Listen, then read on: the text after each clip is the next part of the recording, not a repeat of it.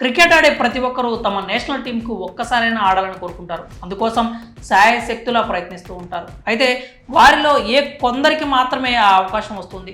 ఛాన్సులు వచ్చినా వాటిని సద్వినియోగం చేసుకొని టీంలో సెటిల్ అయ్యేవారు చాలా తక్కువ. కానీ కొందరు మాత్రం తమకు వచ్చిన అవకాశాలను వినియోగించుకొని రెగ్యులర్ ప్లేయర్స్గా మారుతారు. అయితే కెరీర్ను సుదీర్ఘకాలం పొడిగించుకోవాలనుకుంటే కంటిన్యూస్గా పర్ఫామ్ చేయాలి. అప్పుడే బెస్ట్ ప్లేయర్గా పేరు తెచ్చుకోవచ్చు. ప్రస్తుతం టీమిండియాలో విరాట్ కోహ్లీ, రోహిత్ శర్మ ఆ కేటగిరీలోకి వస్తారు. దశాబ్దంన్నర కాలంగా వీళ్ళిద్దరూ అద్భుతంగా ఆడుతూ టీం విజయాల్లో కీలక పాత్ర పోషిస్తున్నారు. అయితే వీళ్ళ వారసత్వాన్ని ముందుకు తీసుకెళ్లే బలమైన ప్లేయర్లు కనిపించట్లేదు. కొందరికి వరుసగా ఛాన్సులు ఇస్తున్నా విఫలమవుతున్నారు. అందులో ఒకడే శ్రేయస్ అయ్యర్. ఈ మధ్యకాలంలో టీమిండియాలో ఎక్కువ అవకాశాలు అందుకున్న ప్లేయర్లలో శ్రేయస్ అయ్యర్ కూడా ఒకడు.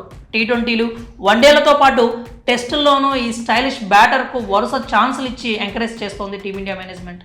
అయ్యర్ కూడా తనకు వచ్చిన అవకాశాలని అందిపుచ్చుకొని రాణిస్తున్నాడు. రీసెంట్గా జరిగిన వన్డే వరల్డ్ కప్ 2023లో సూపర్గా పర్ఫామ్ చేశాడు. ఇంతవరకు బాగానే ఉంది. కానీ స్వదేశీ పిచ్లపై తప్ప విదేశాల్లో అయ్యర్ సరిగ్గా ఆడట్లేదు. ఎక్స్ట్రా పేస్, అనూహ్యమైన బౌన్స్ ఉండే ఫారెన్ పిచ్ల్లో అట్టర్ ఫ్లాప్ అవుతున్నాడు. ముఖ్యంగా టెస్టుల్లో అతడి రికార్డు ఏమంత బాగోలేదు. ఇప్పటిదాకా 12 టెస్టులు ఆడిన అయ్యర్ 20 ఇన్నింగ్స్ల్లో కలిపి 707 పరుగులు మాత్రమే చేశాడు. వీటిలో ఒక్క సెంచరీ మాత్రమే ఉంది. సౌత్ ఆఫ్రికాతో జరిగిన 2 టెస్టుల సిరీస్లో అయ్యర్ దారుణంగా విఫలమయ్యాడు. ఈ సిరీస్లో 31, 6, 0, 4 ఇలా ఉన్నాయి అతని స్కోర్లు. అయ్యర్ షార్ట్ బాల్ వీక్నెస్ను ప్రత్యర్థి బౌలర్లు టార్గెట్ చేస్తూ సక్సెస్ అవుతున్నారు. వరల్డ్ కప్లో దీని నుంచి కాస్త బయటపడినట్లు కనిపించాడు. కానీ ఆ షాట్స్ మీద ఇంకా పూర్తి పట్టు సాధించలేదు.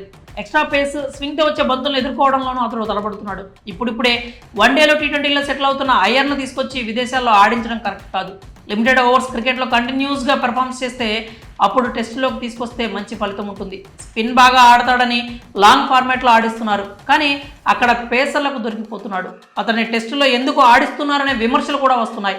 టీంలో అయ్యర్ ఉన్నా లేనట్లేనని, అతడు అవసరమా అంటూ సోషల్ మీడియాలో నెటిజన్స్ కామెంట్స్ చేస్తున్నారు.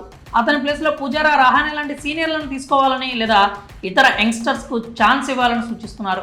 మరి టీంలో అయ్యర్ అవసరం లేదంటూ వస్తున్న విమర్శలపై మీ అభిప్రాయాలు ఏంటో కామెంట్స్ రూపంలో తెలియజేయండి.